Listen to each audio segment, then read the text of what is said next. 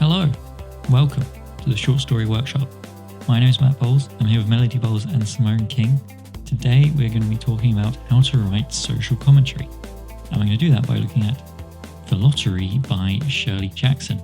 So Simone, you picked this week's story, please introduce us. So Shirley Jackson, if you don't already know her, is a very famous American writer who did a lot of classics like Haunting of Hill House, which had a Netflix series recently. This is one of her most famous short stories, and I think it's a really good example of a classic short story that does social commentary, and it also is just great fun. It was very controversial when it came out, which I always enjoy. So I hope you enjoy it. Perfect. So here is The Lottery by Shirley Jackson. The morning of June 27th was clear and sunny, with the fresh warmth of a full summer day. The flowers were blossoming profusely, and the grass was richly green. The people of the village began to gather in the square between the post office and the bank around 10 o'clock.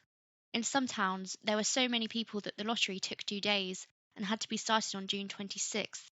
But in this village, where there were only about 300 people, the whole lottery took only about 2 hours, so it could begin at 10 o'clock in the morning and still be through in time to allow the villagers to get home for noon dinner. The children assembled first, of course. School was recently over for the summer, and the feeling of liberty sat uneasily on most of them. They tended to gather together quietly for a while before they broke into boisterous play, and their talk was still of the classroom and the teacher, of books and reprimands. Bobby Martin had already stuffed his pockets full of stones, and the other boys soon followed his example, selecting the smoothest and roundest stones. Bobby and Harry Jones and Dickie Delacroix eventually made a great pile of stones in one corner of the square and guarded it against the raids of the other boys. The girls stood aside, talking among themselves, looking over their shoulders at the boys, and the very small children rolled in the dust or clung to the hands of their older brothers or sisters. Soon the men began to gather, surveying their own children, speaking of planting and rain, tractors and taxes. They stood together, away from the pile of stones in the corner, and their jokes were quiet, and they smiled rather than laughed. The women, wearing faded house dresses and sweaters, came shortly after their menfolk. They greeted one another and exchanged bits of gossip as they went to join their husbands. Soon the women, standing by their husbands, began to call to their children, and the children came reluctantly, having to be called 4 or 5 times. Bobby Martin ducked under his mother's grasping hand and ran, laughing, back to the pile of stones. His father spoke up sharply, and Bobby came quickly and took his place between his father and his oldest brother. The lottery was conducted, as were the square dances, the teenage club, the Halloween program, by Mr. Summers, who had time and energy to devote to civic activities. He was a round-faced, jovial man, and he ran the coal business, and people were sorry for him because he had no children, and his wife was a scold. When he arrived in the square, carrying the black wooden box, there was a murmur of conversation among the villagers, and he waved and called, "Little late today, folks."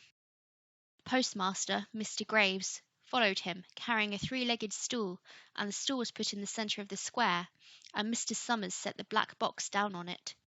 The villagers kept their distance, leaving a space between themselves and the stool, and when Mr. Summers said, "Some of you fellows want to give me a hand?" there was a hesitation before 2 men, Mr. Martin and his oldest son, Baxter, came forward to hold the box steady on the stool, while Mr. Summers stirred up the papers inside it. The original paraphernalia for the lottery had been lost long ago, and the black box now resting on the stool had been put into use even before Old Man Warner, the oldest man in town, was born. Mr. Summers spoke frequently to the villagers about making a new box, but no one liked to upset even as much tradition as was represented by the black box. There was a story that the present box had been made with some pieces of the box that had preceded it, the one that had been constructed when the first people settled down to make a village here. Every year after the lottery, Mr. Summers began talking again about a new box, but every year the subject was allowed to fade off without anything's being done. The black box grew shabbier each year. By now it was no longer completely black, but splintered badly along one side to show the original wood colour, and in some places faded or stained. Mr. Martin and his oldest son Baxter held the black box securely on the stool until Mr. Summers had stirred the papers thoroughly with his hand. Because so much of the ritual had been forgotten or discarded, Mr. Summers had been successful in having slips of paper substituted for the chips of wood that had been used for generations. Chips of wood, Mr. Summers had argued, had been all very well when the village was tiny, but now that the population was more than 300 and likely to keep on growing, it was necessary to use something that would fit more easily into the black box. The night before the lottery, Mr. Summers and Mr. Graves made up the slips of paper and put them into the box, and it was then taken to the safe of Mr. Summers' Coal Company and locked up until Mr. Summers was ready to take it to the square next morning. The rest of the year the box was put away, sometimes in one place, sometimes another. It had spent 1 year in Mr. Graves' barn and another year underfoot in the post office, and sometimes it was set on a shelf in the Martin grocery and left there. There was a great deal of fussing to be done before Mr. Summers declared the lottery open. There were the lists to make up, of heads of families, heads of households in each family, members of each household in each family. There was the proper swearing in of Mr. Summers by the postmaster, as the official of the lottery. At one time, some people remembered, there had been a recital of some sort, performed by the official of the lottery, a perfunctory, tuneless chant that had been rattled off duly each year. Some people believed that the official of the lottery used to stand just so when he said or sang it. Others believed that he was supposed to walk among the people. Years and years ago, this part of the ritual had been allowed to lapse. There had been, also, a ritual salute, which the official of the lottery had had to use in addressing each person who came up to draw from the box, but this also had changed with time, until now it was felt necessary only for the official to speak to each person approaching. Mr. Summers was very good at all this, in his clean white shirt and blue jeans, with one hand resting carelessly on the black box. He seemed very proper and important as he talked interminably to Mr. Graves and the Martins. Just as Mr. Summers finally left off talking and turned to the assembled villagers, Mrs. Hutchinson came hurriedly along the path to the square, her sweater thrown over her shoulders, and slid into the place in the back of the crowd. "Clean forgot what day it was," she said to Mrs. Delacroix, who stood next to her, and they both laughed softly. "Thought my old man was out back stacking wood," Mrs. Hutchinson went on, "and then I looked out the window and the kids was gone, and then I remembered it was the 27th and came a running." She dried her hands on her apron, and Mrs. Delacroix said, "You're in time, though. They're still talking away up there." Mrs. Hutchinson craned her neck to see through the crowd, and found her husband and children standing near the front. She tapped Mrs. Delacroix on the arm as a farewell, and began to make her way through the crowd. The people separated good-humouredly to let her through. 2 or 3 people said, in voices just loud enough to be heard across the crowd, "Here comes your Mrs. Hutchinson," and "Bill, she made it after all." Mrs. Hutchinson reached her husband, and Mr. Summers, who had been waiting, said cheerfully, "Thought we were going to have to get on without you, Tessie." Mrs. Hutchinson said, grinning, "Wouldn't have me leave my dishes in the sink now, would you, Joe?" And soft laughter ran through the crowd as the people stirred back into position after Mrs. Hutchinson's arrival. "Well, now," Mr. Summers said soberly, "guess we better get started, get this over with, so's we can go back to work. Anybody ain't here?" "Dunbar," several people said. "Dunbar, Dunbar." Mr. Summers consulted his list. "Clyde Dunbar," he said. "That's right. He's broke his leg, hasn't he? Who's drawing for him?" "Me, I guess," a woman said, and Mr. Summers turned to look at her.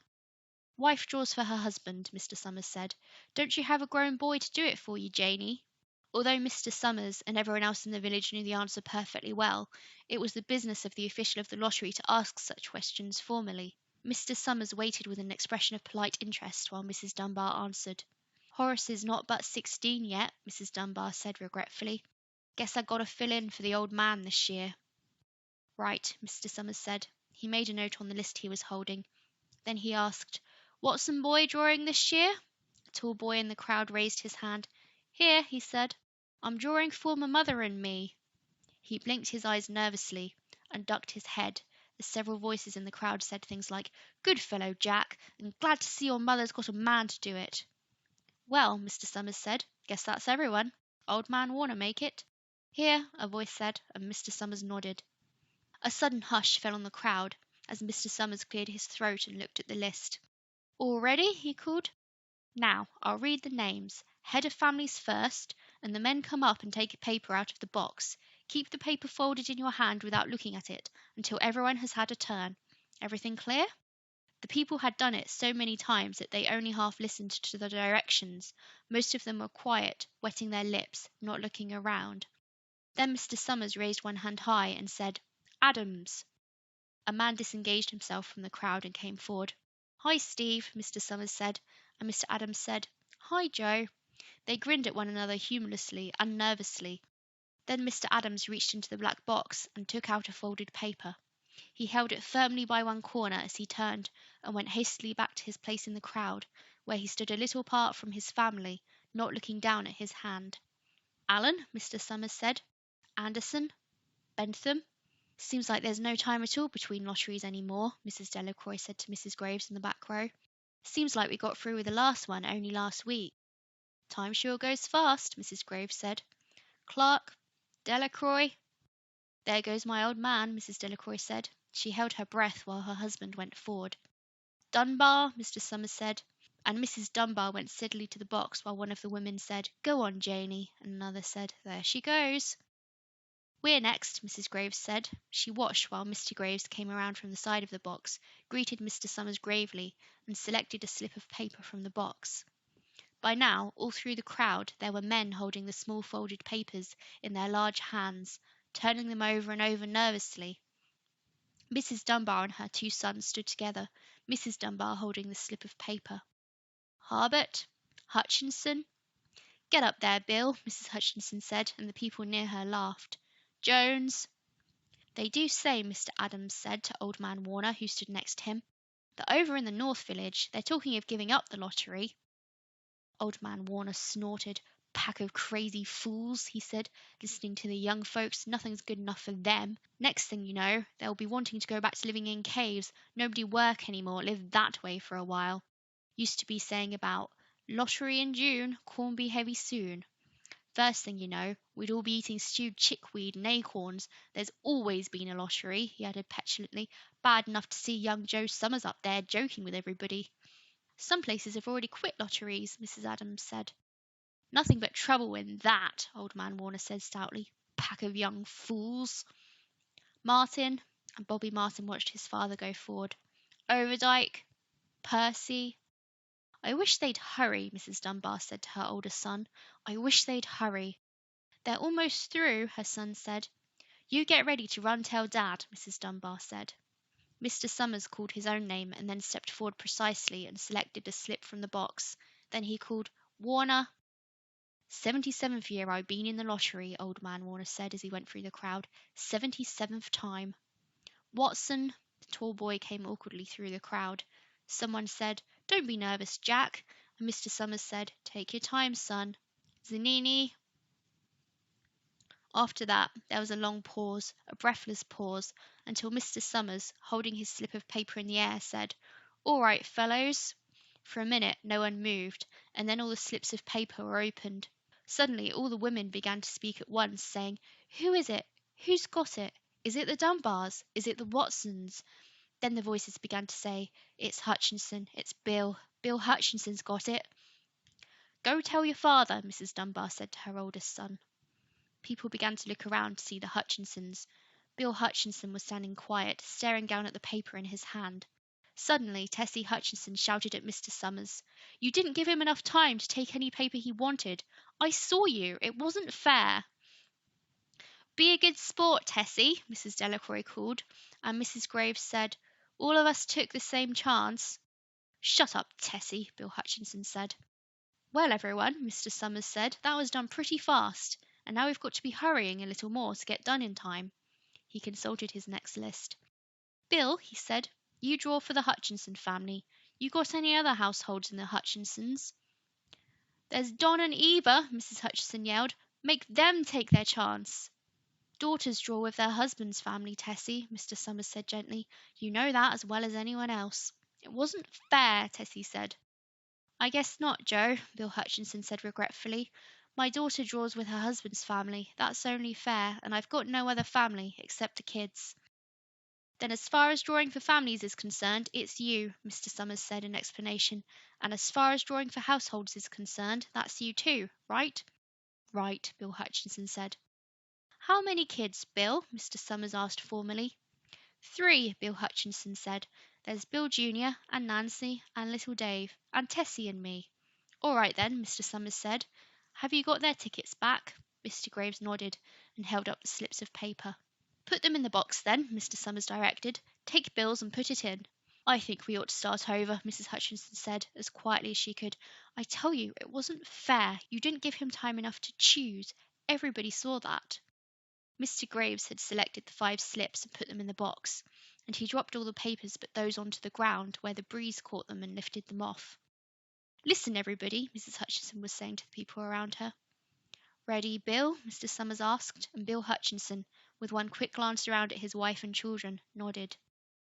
Remember, Mr. Summers said, take the slips and keep them folded until each person has taken one. Harry, you help little Dave. Mr. Graves took the hand of the little boy, who came willingly with him up to the box. Take a paper out of the box, Davy, Mr. Summers said. Davy put his hand into the box and laughed. Take just one paper, Mr. Summers said. Harry, you hold it for him. Mr. Graves took the child's hand and removed the folded paper from his tight fist and held it while little Dave stood next to him and looked up at him wonderingly. Nancy next, Mr. Summers said. Nancy was 12, and her school friends breathed heavily as she went forward, switching her skirt, and took a slip daintily from the box. Bill Jr., Mr. Summers said, and Billy, his face red and his feet over large, nearly knocked the box over as he got the paper out. Tessie, Mr. Summers said. She hesitated for a minute, looking around defiantly, and then set her lips and went up to the box. She snatched a paper out and held it behind her. Bill, Mr. Summers said, and Bill Hutchinson reached into the box and felt around, bringing his hand out at last with the slip of paper in it. The crowd was quiet. A girl whispered, I hope it's not Nancy, and the sound of the whisper reached the edges of the crowd. It's not the way it used to be, Old Man Warner said clearly. People ain't the way they used to be. All right, Mr. Summers said. Open the papers. Harry, you open little Dave's. Mr. Graves opened the slip of paper, and there was a general sigh through the crowd as he held it up, and everyone could see that it was blank. Nancy and Bill Jr. opened theirs at the same time, and both beamed and laughed, turning around to the crowd and holding their slips of paper above their heads. Tessie, Mr. Summers said. There was a pause, and then Mr. Summers looked at Bill Hutchinson, and Bill unfolded his paper and showed it. It was blank. It's Tessie, Mr. Summers said, and his voice was hushed. Show us her paper, Bill. Bill Hutchinson went over to his wife and forced the slip of paper out of her hand. It had a black spot on it, the black spot Mr. Summers had made the night before with the heavy pencil in the coal company office. Bill Hutchinson held it up, and there was a stir in the crowd. All right, folks, Mr. Summers said. Let's finish quickly. Although the villagers had forgotten the ritual and lost the original black box, they still remembered to use stones. The pile of stones the boys had made earlier was ready. There were stones on the ground with the blowing scraps of paper that had come out of the box. Mrs. Delacroix selected a stone so large she had to pick it up with both hands, and turned to Mrs. Dunbar. Come on, she said. Hurry up. Mrs. Dunbar had small stones in both hands, and she said, gasping for breath, I can't run at all. You'll have to go ahead, and I'll catch up with you. The children had stones already, and someone gave little Davy Hutchinson a few pebbles. Tessie Hutchinson was in the centre of the cleared space by now, and she held her hands out desperately as the villagers moved in on her. It isn't fair, she said. A stone hit her on the side of the head. Old Man Warner was saying, come on, everyone. Steve Adams was in the front of the crowd of villagers, with Mrs. Graves beside him. It isn't fair. It isn't right, Mrs. Hutchinson screamed, and then they were upon her.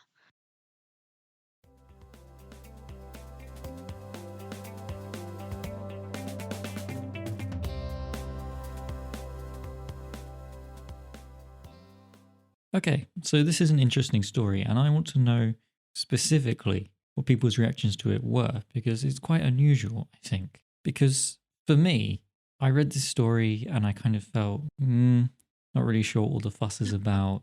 It's just kind of okay. It was almost like something in my mind just kind of rejected it.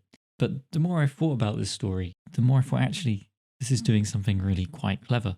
And I know that this is a story that apparently a lot of people had quite a strong gut reaction to, and I wondered if any of you had a similar experience where at first you weren't sure about it and then you kind of came around to the ideas that it was trying to show.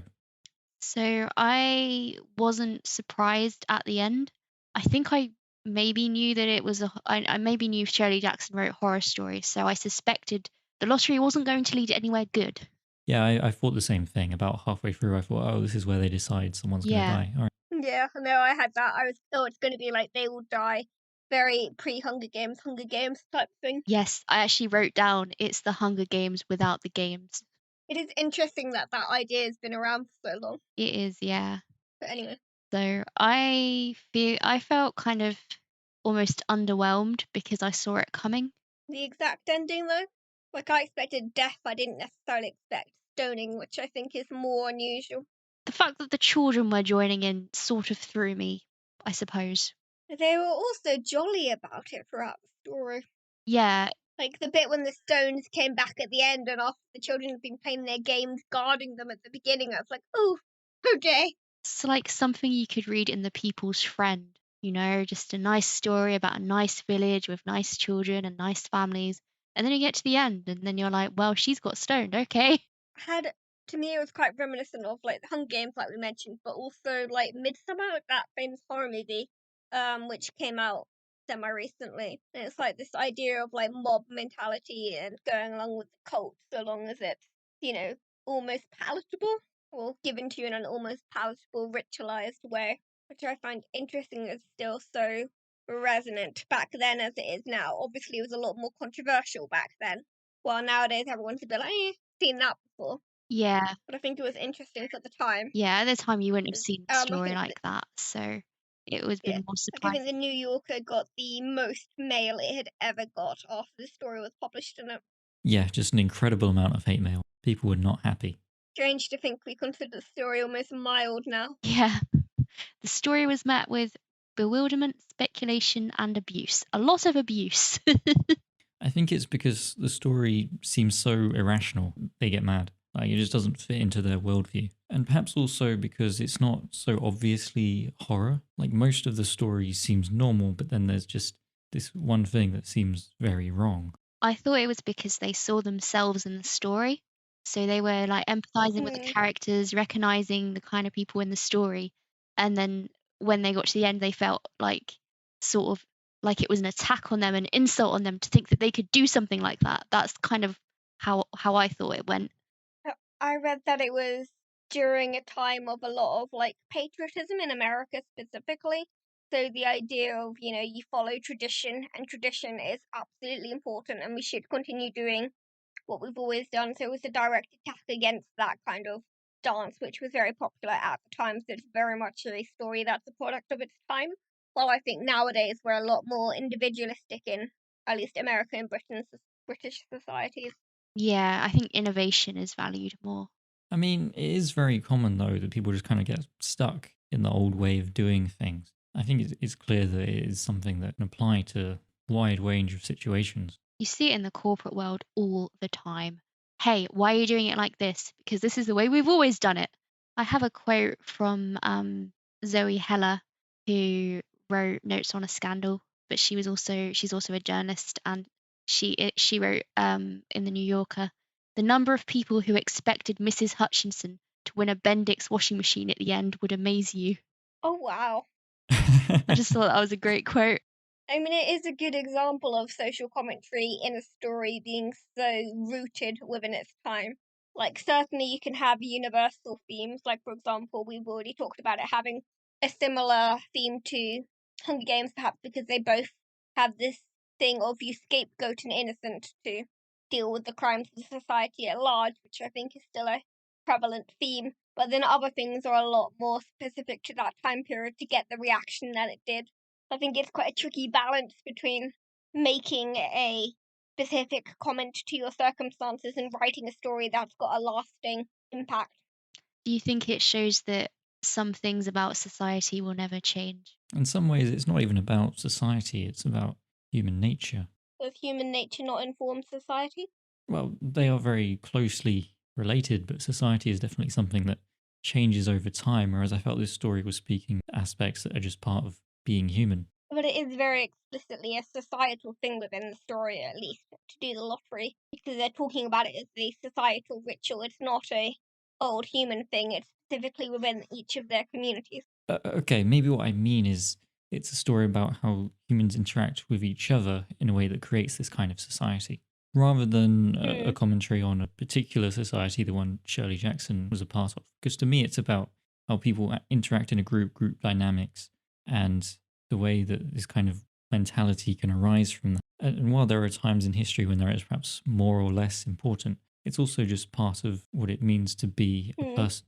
Yeah, there's all those Milgram obedience tests and theories in psychology to show how much we're willing to go along with other people telling us to do stuff, and the critical thinking behind if we appeal to an authority or tradition as a reason for doing something, that we're more likely to do it if we're not using reasonable individual thought.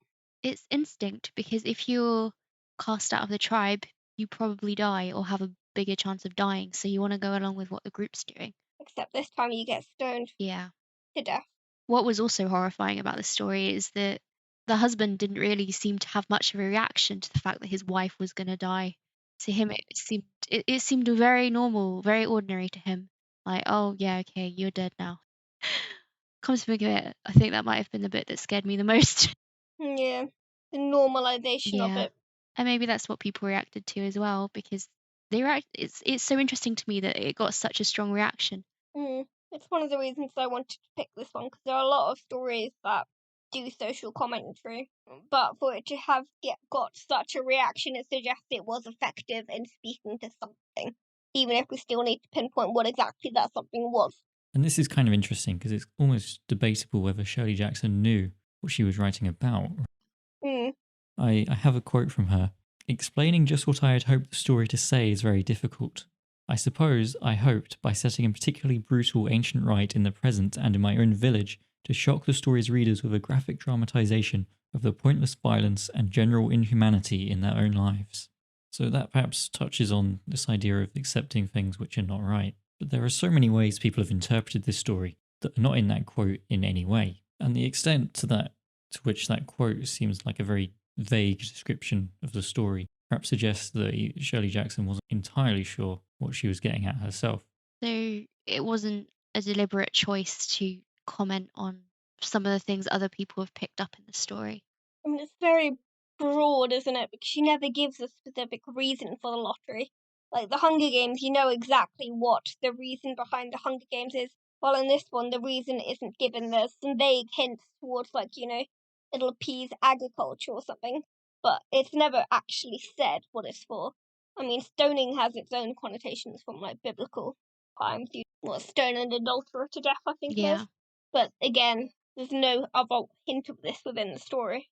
She did say that was a lot of her questions that she received after the initial uproar were about, what is this story about?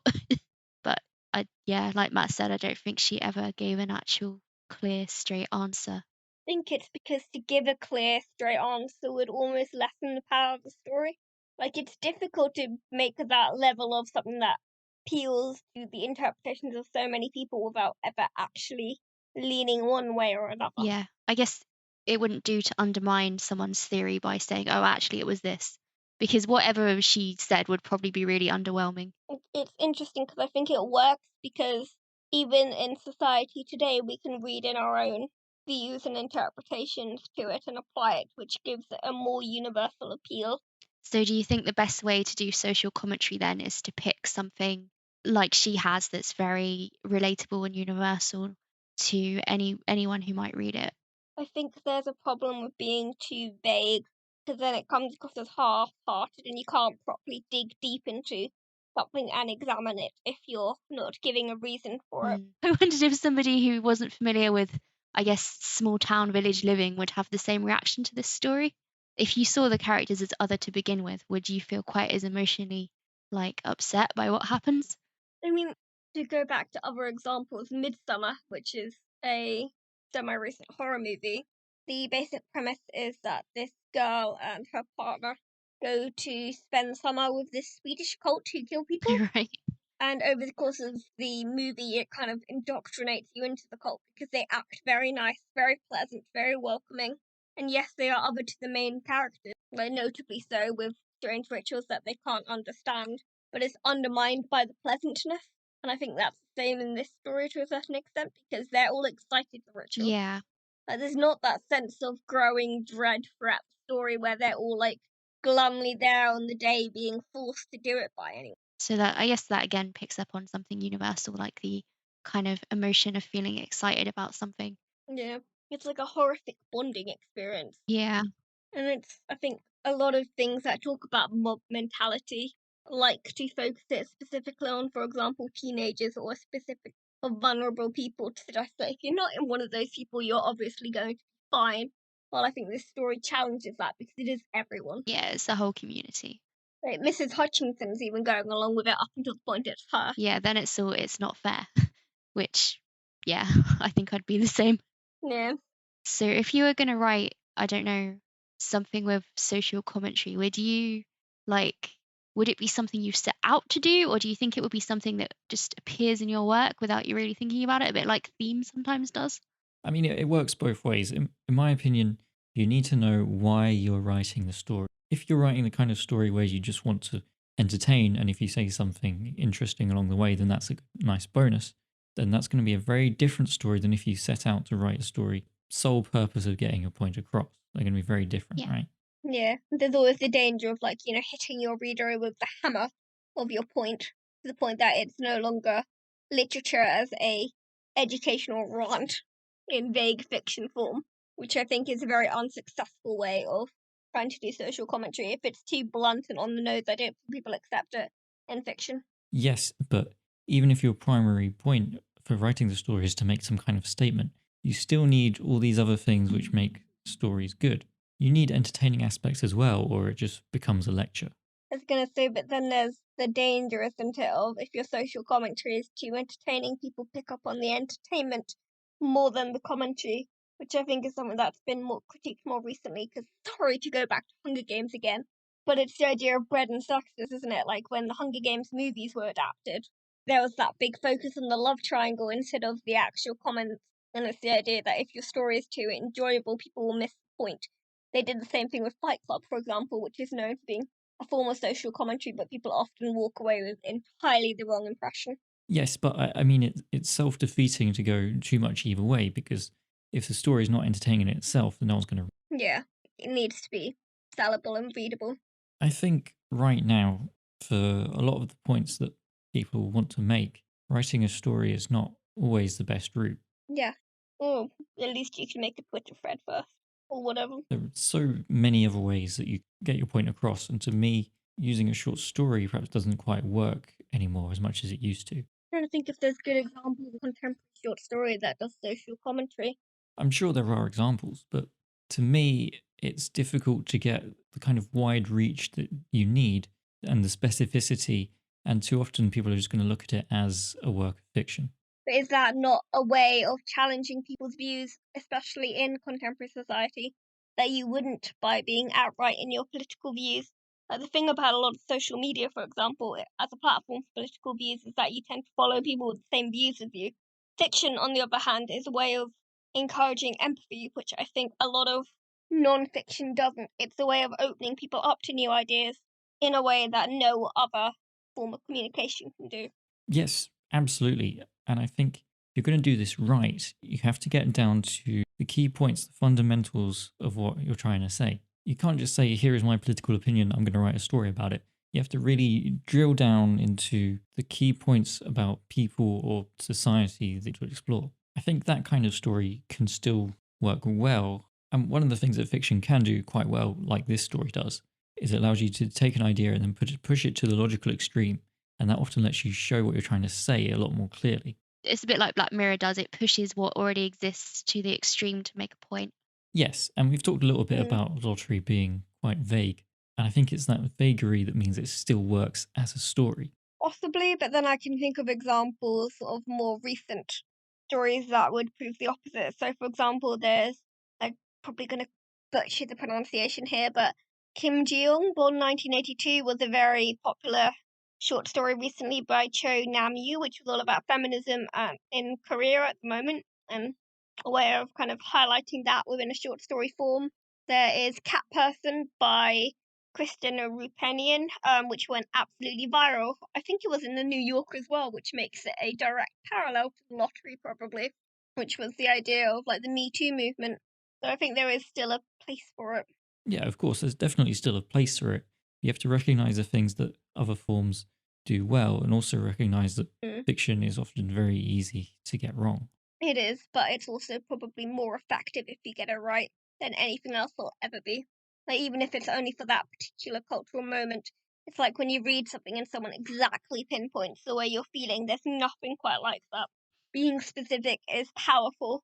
I think being vague is powerful in the example of this story, but it also has very specific details, like, for example, the stoning. I think if it was left ambiguous at the end, for example, what they did to her, I don't think the story would work. No, that would be horrible. That would just be a terrible story. You want specificity in the events of the story, but not necessarily in the central theme, in my opinion. I think it depends on the theme, but I see your point. Like, a short story is so short, so to a certain extent, if you are going to pick a specific theme, you need to be really pinpointed because you don't have a lot of words. So I think you can either really zone in on one specific thing or you go the more vague route like Shirley Jackson does. I have a question. Do we think that the level of social commentary in a story is a genre in itself?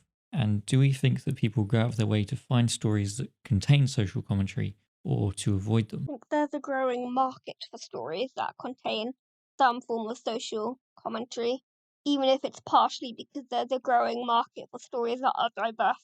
And at the moment, in the society we live in, a lot of diverse stories are inevitably own voice stories which tackle the issues of that particular group because that's what's getting published.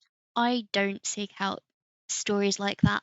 If it's in a story that I'm reading and it's done well, I definitely appreciate it and there's value in it. But I don't, to me, story is story. And if I want to go read something about politics, I'll go read The Guardian.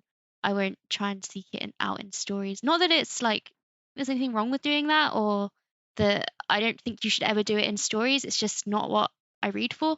And my purpose in reading is escapism and it's always going to be escapism. I'm not saying like, you know, I will put a book down because it makes a really good like point about society or things like that. Like I quite enjoyed, for example, 1984, which is all about you know Big Brother. But I enjoyed the character and I enjoyed the journey rather than I don't know. I didn't enjoy it because of the social commentary, if you know what I mean. Fair. It does make sense. Yeah, I'm kind of similar in that I think one of the most important parts of literature is learning about ourselves. I think that is very important. And I enjoy stories that can enable that. But if you start talking about politics, I'm going to start thinking maybe this story isn't for me. Yeah, agreed. But I also think it depends on genre. Like, for example, if I was reading a dystopian fiction that was out of touch with our contemporary society, I probably wouldn't enjoy it very much. Yeah, with those, it's sort of part of the genre to be able to take something that exists in society to an extreme, and that makes the not the utopia, the dystopia. Hmm. If you miss that, then it doesn't quite work. Like, dystopia, I think, is one of the few genres, if not the only genre, that completely relies on social commentary, Yeah, I think. I've read a few because I used to be part of the dystopian. I used to be part of a dystopian book group specifically Hmm. looking at that, and yeah, they do always have some sort of social aspect to them. But the ones that do it well kind of interweave it so tightly into the story that it doesn't leave you like feeling like you've been bashed over the head. We stop here on our story route for a convenient view of the lecture. Yeah. Another point on writing social commentary, you need to make sure that you show both viewpoints, right? It's important to emphasize with the people who are going to end up disagreeing with what you're trying to say and make sure you understand that argument. In this story, you kind of see that with Mr. Hutchinson because there are murmurings of other villages who have rejected the lottery. And he explains all the reasons why he thinks that's terrible. And I think having both views in there is important, not only to just show the characters' reactions to that, but also just to recognize that other views exist. And it brings out this argument, oh, if we don't do this, then our crops won't grow and all this. And it allows you to demonstrate a much fuller picture of what's happening in the story. Otherwise, you're just setting up an argument against either a straw person or nothing, which is never going to be as effective. There are other stories, aren't there? Like, I've just thought of do you remember the Noughts and Crosses series by Yeah. Mallory Blackman? Yeah. That was a very successful example of a social commentary story. Yeah, I like that story as well. It was good. I think there's definitely a demand for them, perhaps on the personal level within this group, but certainly in fiction at large. Yeah. I don't know. Do you think to be an effective story, you need to say something new No, in your commentary? absolutely not. People like hearing the same story again in different formats. Like, I always enjoy an underdog story. Yeah, and even stories that we think we know, if you really drill down into the core of the idea, you can often explore it in a new way. And you can take something that seems obvious or ordinary and then make something quite new and strange. Overall, would you say that this story is successful? In terms of it's got so many different people thinking about it, absolutely. I mean, there's so many different things that you can take from it. And even as just as a story, it works quite well. I mean, it kept my interest right until the end. Yeah, there's a nice build up of tension where you're waiting to see, is she going to win the washing machine? Oh no, okay. I think it's successful purely for the fact that it outraged so many people. I mean, to elicit that reaction means it struck a chord somewhere, which is surely what you want to do as a writer. At the time, it was also known as a example of a short story with a twist ending, which is interesting. Because nowadays, it's almost the expected ending that something horrible is going to happen. Yeah. I'm a big fan of Shirley Jackson. I'm sure we'll come back to her stories. She's got loads of great ones. This is just her most famous one. Seemed a good starting point. Yeah, I'll be happy to read more stories by her. Favorite recommended stories that do social commentary? Do we have any? Oh, You know I always ask this question. Don't groan. no, I'm trying to think about how to explain uglies. Oh, Uglies. Uglies is brilliant. So it's about a world where once you turn 16, you become a pretty. So you get shipped to the big city and have all this plastic surgery. They have their own vocabulary, like they say everything is bubbly. They're like a little clique, and everybody wants to be a pretty. But the main character's not so sure. And that's Uglies by Scott Westfield. It's very good. I mean, there are so many examples, aren't there? Like, I enjoyed The Great Gatsby by Fitzgerald, which has gone into out of copyright now. Yeah, no, The Great Gatsby was a great one. Oh, if it's out of copyright, you could probably track it down to read it for free. Never Let Me Go by Kazuo Ishiguro was brilliant. I loved that one. I did enjoy Fight Club by Chuck Palahniuk. A Clockwork Orange by Anthony Burgess, also a smacking film. Yeah, I'll stop going. Basically, there's a lot of great books out there. All right. Thanks for listening. As always, you can find all of our stories and our previous episodes on our website at theshortstoryworkshop.com. If you would like to contact us, you can do so via Twitter. I am at MattBWriter, Mel. At Bicaholic. And Simone. _pepwriter, also known as the Modern Pepwriter. Thanks again for listening, and we'll be back with another story next week. Goodbye.